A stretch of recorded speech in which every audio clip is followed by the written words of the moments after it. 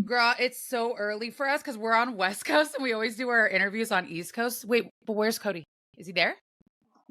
Cody was gaming last night, so he came to bed at like 4 in the morning. So I wrote him a little love note and was like, "Hey, honey, I'm filming a podcast. Please be quiet. Here's some water. I should be done around 10:15."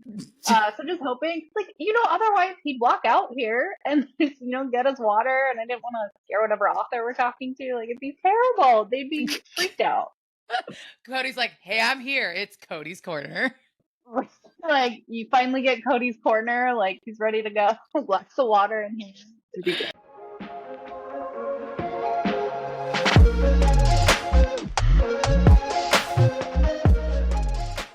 Hey guys, welcome back to the Dark Collective podcast with me and the ever so perpulating gorgeous Miss Joy is here.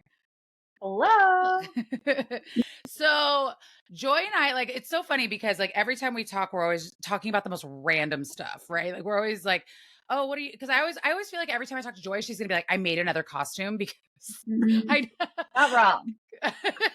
she's like, I'm always sewing, I'm doing this, I'm doing that. And I'm just like, I put my lipstick on this morning. I'm just proud of that. I honestly think my husband's a little concerned. So if I were to say it's the type of robe you wear when your husband dies of mysterious circumstances, Oh. well, I'm making one. I'm almost done with it. And it's like the prettiest, like navy blue with like constellations all over it. I'm really excited. I have to like hand sew on all the feathers and the marabou, but I feel like he's like slightly concerned that like this is my masterpiece that I'm working on, but it'll be okay. It's okay. Like if I had your skills, I would not buy another piece of clothing. I swear to God, I would just make everything because I just don't have that skill. I mean, for formal events, sure, but like fabric is so expensive. Like, I mean, you met up with me in LA, like you saw that. You Yeah. went to LA solely to buy fabric. So I had stuff to work on because it's so expensive and there's not a lot of Yeah. good options where I live. So Yeah, I had never been there to the fashion district in LA before.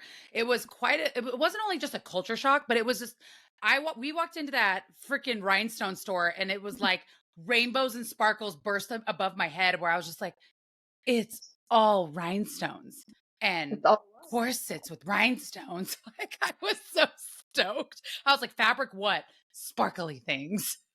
sparkle and glitter and hardware. I mean, it was great. And now that Joanne's is going bankrupt, it's like I'm gonna have to go to LA like probably I four didn't times a know year. that. Really? They filed bankruptcy, so like maybe they'll get bought out or something will turn around. But like for a lot of crafters, it's kind of a scary time. Like, Well, what are yeah, we gonna because do? isn't it true that because like the only other place I know of, well, at least where I live, a lot of people get fabric at Michael's, and everyone says it's so expensive there.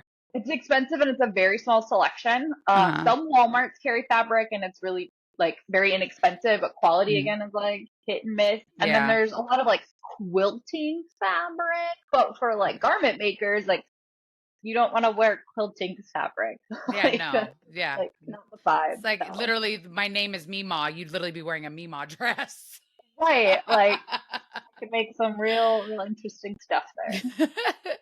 So, I mean, the cool thing is for a lot of you guys that don't know this, not only does Joy do all the awesome cosplay and garments and all that stuff, she is actually working on the panels for Sinners and Stardust and working with all of the people that are involved.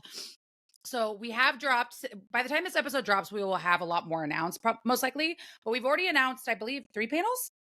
Yeah, we've announced a couple of them. Like I know our Monster Smash panel. So we're definitely talking all things spooky and maybe some tentacles and monster romance. So that's exciting. And I know we dropped our audiobook narrator, Talk Dirty to Me. Oh, So I'm yeah. also excited to hear from some of our narrators and maybe, they'll read a few things for us. I think that should be a really fun panel. Oh, that's one of my favorite things. Like, I know there's a big TikTok trend where, there's some males out there that are reading certain, like, I think the one that is most viral on my TikTok, because we all have different TikToks, right? That like, oh, I landed on that month, was the Tarn from Fourth Wing, was that one guy. I can't think of his name right now, but oh my God, I was just like, "Whoa," and like, sir, you need to be the voice of that if this ever comes out in a movie because that's deep and lovely. And that's the one panel I definitely want to make sure that I at least come in for a little bit just so I can close my eyes when they read stuff. And I'm just gonna be like, just talk. I just want to hear you talk. Well, because I between like when I edit these podcasts, like I watch the podcast when I edit it, but then once I've edited the whole thing, I listen to it in my car just to see like the difference in hearing and stuff like that. And so I get really sick of my own voice. So Yeah. if Oh, I can hear other people's, I'm happy. yeah. Hmm. So one of the other really cool things that, we're just kind of like figuring out is obviously we're so excited for the ball. We've been talking about the ball, like we're all excited. Joy has literally like she wore this beautiful like it was like pearls, like it was this pearl neck thing that she wore at an event a couple weeks ago, and I bought it in black. And so I've literally been like, Joy, does this look good with this? How do I make this? Do I need a 3D printed crown? Do I buy a crown? Like I don't help me. And she's just like, red, just stop. It's fine. It's fine. I'll just send you links. It's fine. This is what you need. You'll be fine. But I feel like that's gonna be me with everybody at this Yeah. point. So like now I'm in this like crunch time of like I need to get what I'm wearing out of the way and what my partner's wearing out of the way so I can dress the rest of you. Because Oh, 100%. It's like I'm we like, all have our roles with each other, right? So like definitely I feel like Bethany keeps us on track when it comes to anything digital. So like hmm if it's a schedule like this podcast schedule, like she made for me and I'm like, "Oh my god, it's so pretty. I love it. Thank you, Bethany. You're the best." And Jen's just delegating. Jen's yep. delegating everything. And then Joy helps with all the costumes, like making sure that we look good like and then I come in I'm like, let me help with the hair and makeup. I will take care of that. Like I'll put some glitter, some lashes, we'll sparkly up your hair, like just make it work. Yeah. We all have massively different roles. I love talking to authors though in these interviews and even vendors and narrators because like they all have different descriptions of what they're wearing or they straight up have used this exact line. I haven't even bought a fucking dress. Like Yep. it's so funny because you can tell they're worried about it, but they also are just like, I'll get to it eventually. It'll be Like fine. I would love to go back through and like find that clip from their podcast or what they like were describing and then Uh-huh. be like, this is what they wore. So like have Yeah. an after of like cool because like Ail Maruga went into like detail like the vibe that she wants and like dark Yeah. and spooky and then like see what she ends up wearing. I think it would be really fun to be like, all right, what Yeah. they described, what they wore. That would actually be really cool just because like my favorite description ever was Tracy from Fire Drake where she was like, I'm going to look like a fucking star. Like the way Right? she said it was so guttural. So I was just like, but it's something so light and sparkly. Like it's right? just so random. But Well, Joy, we are about to get into an amazing interview. Who are we interviewing today? we are interviewing Miss Alisha Williams. Which I'm so excited about because when I was looking at her Instagram, she writes so much stuff. So I'm like excited to see how that little brain works. So, all right, you guys. So please enjoy Miss Alisha Williams. Okay, so please welcome Miss Alisha Williams. Hello, my dear. Hi. How are you? Not too bad. Excited to be here. Oh, we are too. We are too. I don't know about y'all, but like I woke up and I live in San Diego and it's like freezing outside. But my idea of freezing is 65 degrees. So yeah, but it's super fun. Where are you located? Alberta, Canada. Oh, dang. So well, your closest wait, I don't know Canada. Is she closest to Closest, well, you? technically, I think she's closest to me because I live the furthest north. Yes. I'm in the Vancouver, Washington, not Canada. But Yeah. So I'm in like San Diego, California, but then the rest of our collective's on the East Coast. So like we are always like kind of all over the place when we talk to people. Like last week we talked to someone who was in Australia, and I was like, "What time is it there?" And she was like, "It's literally 10 a.m. on a Tuesday." And I'm like, oh, "You're in the future." All right, well, cool. So we are here to ask you some questions. I will go ahead and get started, and then Joy will kind of just go on after me. So, what genres do you write? I write a little bit of everything, but the majority of it would be why choose romance, LGBTQ plus elements in a majority of them. I write contemporary, Omegaverse, and paranormal.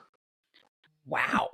But I do That is also write a little bit of like, I have an MM solo, and like I write everything. Like nothing is off limits for me. so you just released Queen of Clubs. So tell us all about it. So Queen of Clubs is my fourth Omegaverse solo, but it is also in a shared world with some other amazing Omegaverse authors. It is a rock star why choose. So it starts off with our girl Jade, and she meets her best friends, and they're in foster care together. And the guys' dreams is to become these big rock stars and give her the life that they have always wanted. Well, something happens and that doesn't happen. And she needs to find safety because she becomes an Omega. And she has nobody. She's just aging out of the foster care system. So she ends up going to a center where somebody tells her about the club, High Rollers. So she goes there and she gets a job. And for the next few years, she becomes somebody who works in it's in Vegas, so it's like a high end alpha club where only like the really rich can go. So she ends up working there, and in comes the guys that she hasn't seen in years, and their story kind of goes from there. It's a little crazy. No, but that's good though, because like when I think of Vegas and I think high rollers, I always feel like there's going to be some sort of like True Blood meets, some sort of monster universe is happening behind those doors, because I can never afford to be in those doors. So I'm like, something's happening there. Like there has to be something. I mean, obviously, like that's a lot, girl. Like you take on a lot of stuff. That's pretty impressive. But are you working on anything new since you just had that release? Yes, I'm finishing a fun little epilogue to a series that I completed a few years ago, but then I'm also ending 2 more series. So I'm writing the last 2 books, or the last book in each of those series. So one is my dark reverse harem, and then the other one is like a bully paranormal academy series. So I'm ending with those 2. I love Academy series though, because like, getting into like the gateway drugs of the dark romance world, or even just books in general. And I know all the gateway drugs because everybody talks about them on TikTok. One of those was the Zodiac Academy. Oh. And so like, it was hard for me to start that book and like even to finish the series, but it's just like, I didn't know I like this. This is like a mixture of porn and Harry Potter. This is great. No, I love that series. I listened to it on Audible, and that's where I found my narrators. They narrate that series. So that's where I found them, and I fell in love with them, and yeah. That's so cool. That is rad. So I want to go back though to the High Roller Omegas. Where did you find the inspiration for them? My brain kind of works in a weird way. So I found the covers, and I fell in love with the covers, and they were actually promoted as contemporary pre-made covers, but I was like, nah, I can make an Omegaverse out of that. So then the idea just like came to me. I was like, a club, with just for Omegas and all that. And so I hit up these amazing Omegaverse authors, and I was like, hey, you want to write this series with me? And they're like, yes. And then that's how, like, it's honestly a lot of my ideas. I just look at a pre-made cover and it just flows. It's weird. That's really cool. Though. Yeah. Like, I mean, Joy and I, we've done a few interviews where we talk to people and how they find their inspiration. That's a very, common question, or especially with like things that they're working on. And it's most of the time TV shows. It's most of the time, people in their lives. But I love it that you were just like, that cover, I can make it happen. Mm-hmm, yeah. Mm-hmm, yep. That's going to happen. So obviously you're writing, I feel like you're writing 10 books right now, just in this 5 minutes of conversation. Yeah, it's not even including, I have Ream books too that I write in the background. So I got about a good 5 of them going at once. Jesus, not woman. Co-writes either. That's insane. And I don't know much about co-writes. Like, I'm very curious about that. So I'm probably going to ask you about that in a bit. But so you write all of these books. And again, you probably have a library of unfinished books. But what are you reading right now? I am listening to Iron Flame. Oh, yeah. On graphic audio. And I am reading I'm just starting the new L. Kennedy book. It's Dixon something. It's okay. I always have an audiobook, a paperback, and an ebook going at once. Wow. So depends on what situation I'm in and what I can read. And then I'm reading an arc called It's by Sam Hall. I think it just released. It's a best friend, brother's best, messing with my brother's best friends. So Oh, it's there you a go. reverse, a fun rom-com, which is totally, all three of those are not my typical type of reads. Mm-hmm. I'm usually dark MM. Okay. That's usually where I read. I love it though. And It's take good. Well, I mean, I think it's, because I literally just finished Iron Flame recently as well. And like everyone in our group is different. Like Joy will read anything. And I love it because then she'll tell us the most effed up stuff about what she read. Like, don't eat that anymore. Don't eat that anymore, because certain books reference food, and I'm like the fantasy, like wings. I want wings, so I'm dipping my toes into a lot of this stuff.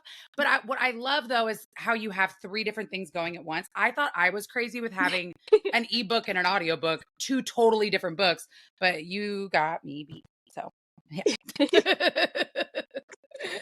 Outside of writing and reading, what are some of your other favorite things to do? Honestly, I don't have a ton of time. We just moved into a house last year, so I guess my hobby is kind of like just getting things done up, finally having like a yard to work on and that. But other than that, I don't really do much. I take care of my kids, I read, I write. I haven't even watched like a real TV show in years. Like occasionally slip in for like a show that I watch with my husband, or like I just binged the first 4 episodes of Bridgerton for season 3. But we could talk this whole episode about Bridgerton because I love that show. Me too. So you said you had kids. How many kids do you have? I have 2. I have a 12-year-old and a 9-year-old, both girls. Oh, how fun. You're just like, you can't read what mommy writes, but I love you. Pretty much. No, I love when I hear about authors having kids because I want to know if they're old enough to read. And Joy and I just did an interview with A.L. Maruga, and her daughter, what was 20? I think 20 or 21. So she reads the books and she's just like, Mom, God. My kids know what I write, but they just are like, no, not until you're like at least 18. Even if you want to, like, you'll read those and you'll never look at me the same. So probably maybe just don't. I couldn't imagine. But we constantly say, at least I know I cannot do what you guys do.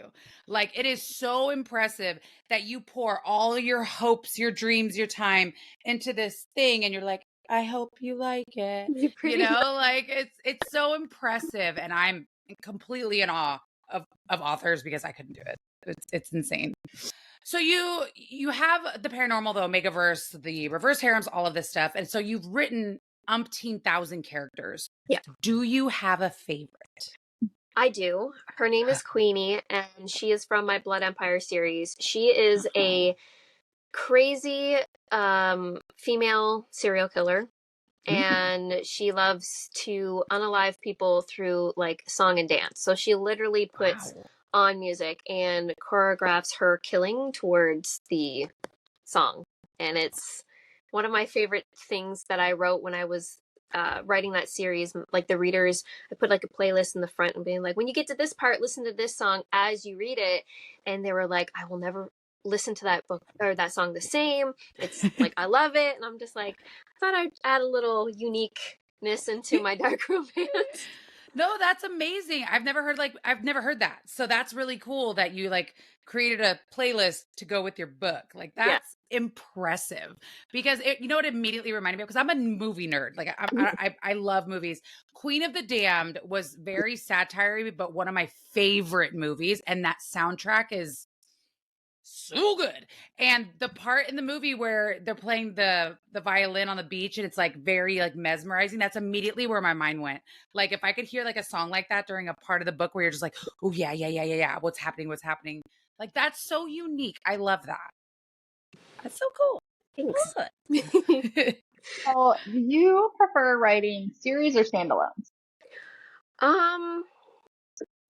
I don't know. Like, I feel like I like the standalones because you can be done with this standalone and move on to the next project because I have a billion ideas in my head. And I feel like, with the series, they take more time and it's like, okay, I just want to move on. But then there's just some ideas where you have to write a series. You just can't wrap it up. And I find it's really hard to wrap up a series with like Why Choose with so many characters in one book. So for me, I would say I like the standalone just because I can move on to my next project and like not have to worry about going back to those characters again, which I do love writing like my characters. So it's like with the series that I'm doing right now, I'm sad to see them go because I really enjoyed the other 3 books of theirs that I wrote. But I'm also like, yay, I can start something new. No, and I'm curious to ask you this because you said you're writing an epilogue from a series you did a long time ago. Yeah. And again, weird question, but do you do that because you miss the characters, or did you feel like the story hadn't been wrapped up yet? For this one, it was for the Blood Empire series. They wanted to see these crazy people with kids and what their life looked like as a family because it was very action-packed and bloody and dark, and they're like, we just want to see what these scary serial killers look like being, happy family. And it kind of ties in with a different series that is interconnecting because one, they're like sisters, these 2 series, they're each sisters with their own series.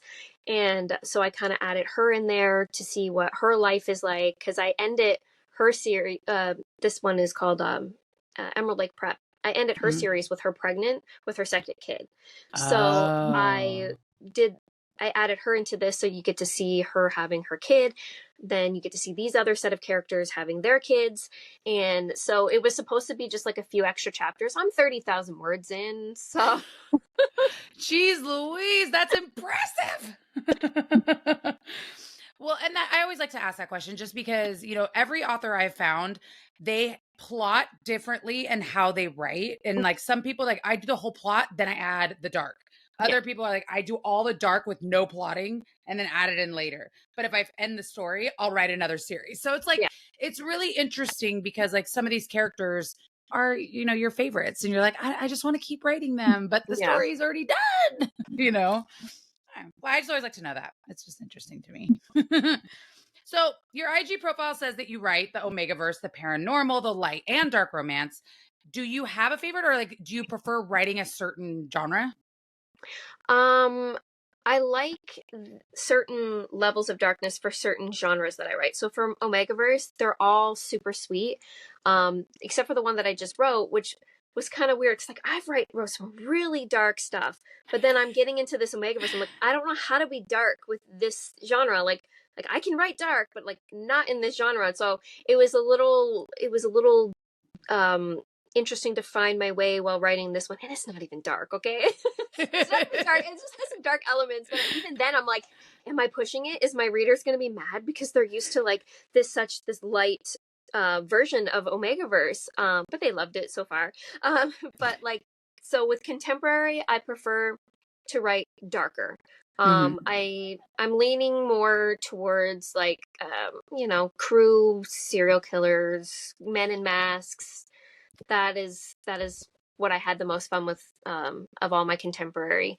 But with my Omegaverse, it's more shifted towards the light side with darker elements to it. Like a few have like severe like mental health awareness in it. So I guess I would overall I prefer the dark contemporary. Okay. But I do love the sweet Omegaverse. It's weird because I can't write sweet contemporary. It feels awkward for me to write these nice characters in contemporary, but I can do it in Omegaverse. I don't. It's the way the brain works. No, yeah. I mean, we all have a left side, right side of our brain, and one side's more creative, one side is more, has to be a certain way. I forget the word for it. But, again, it is just crazy how you write all of it. Like you're the first author I've met that writes so many different categories, but it's the fact that you have designed them in a way that works for you. Yeah. And I couldn't do it. Joy probably could though. I feel like Joy could because Joy's a cosplayer. So she literally has to do intricate things, but be very creative at the same time. I don't know if it's I'm a cosplayer or if I'm a Gemini. I feel like that duality would come into play there, if we're being honest. I try to understand astrology. I have no clue. But when I tell people that I'm a Sagittarius and a Capricorn sun, they're like, oh yeah, that makes total sense. I'm like, cool. I don't understand it for the most point. I'm just like, I just know my sign and that's about it for me. Same. You know, I'm just like, I was born in Christmas time. My real name's Noel, you know, so like it fits. Like it's fine. Oh my God. So, what's something you wish you would have known when you started your journey as an author? Um, Definitely not to look at reviews. That's the biggest thing. Stay away from those. I 3 years in and I still have everything saved on my home screen. I didn't learn the lesson. I still do it. I still stock my reviews, but I wish that like somebody would have been like, just don't, once you start, you go down a rabbit hole. Just don't do it. Because review places are very mean place to go to sometimes. And not to set pre-orders unless your book is done. Ah, I that's have actually an answer we haven't gotten before. I have Yeah. 9 pre-orders up. I'm insane, and Jesus. oh, now it's down to 8 because I just released like yesterday. So I'm like, I realized like 3 years in, I'm like, until the book is finished completely, I am never putting up a pre-order. Like people were like, you should put a pre-order in the back of the book so that you can gain more pre-orders for the next one if it's in a series. And that made sense to me. And it worked for a while, but then I was like, I have like 5 series going on, which means I have to have 5 number 2s or number 3s going on at once. And I'm like, it's too much. So once I get all these pre-orders done, my lesson is just to go from there, is to write the book, put the pre-order up for a month, and then release the book. I feel like it's going to help a lot. That's 5 series at once. That's crazy. But you had said something where, you know, the reviews. So Joy and I interviewed Kat Kingsley, and she was talking to us about reviews as well. And one of the things that she said is she was just like, for every one bad review, I have 50 great reviews because my readers they love me and I love them, you know. Do you find that you have that extra support from like your readers that are obsessed with you and like love you? Yeah. Oh yeah. That's my favorite thing about ARC readers is every author has a different way of how they run their ARC team. But for me, in my mindset is, I'm giving you a free book. I'm not going to add a bunch of people who despise my books just so that you can give me a bad review for free. You can wait until release day and then you can have at it and go for it. But for me, it's like, I like that little period before release day where you get all your reviews in and they are honest. So like, I make sure I tell them, be honest. If you don't like it, don't put a review up just to save my feelings. Like, make it nice. Like, I want your brutal honesty. And usually you can tell who's being honest and who's not. And those honest ones are just these long ones that just go into how much they love the book and they love the characters. So I take those in before release, and then usually as the more negative ones come on, I just look up the top and see the bigger number is 5 stars. So I'm like, you know what, even though you didn't like that, that's fine. All these people did. So that's how I make myself feel better. That's fine. Anything to make you feel better, that's what we're gonna do. Like I always say that, like, you know, what makes me feel really good is washing my hair. Do I want to do it? No, but I'm gonna do it, and it's gonna make me feel really good about myself. I get that too. I know you're talking about all the readers that have been your biggest supporters, your ARC readers. I know you're excited to meet your readers at Sinners, but what are you, and that may be it, but what are you most excited about Sinners and Stardust?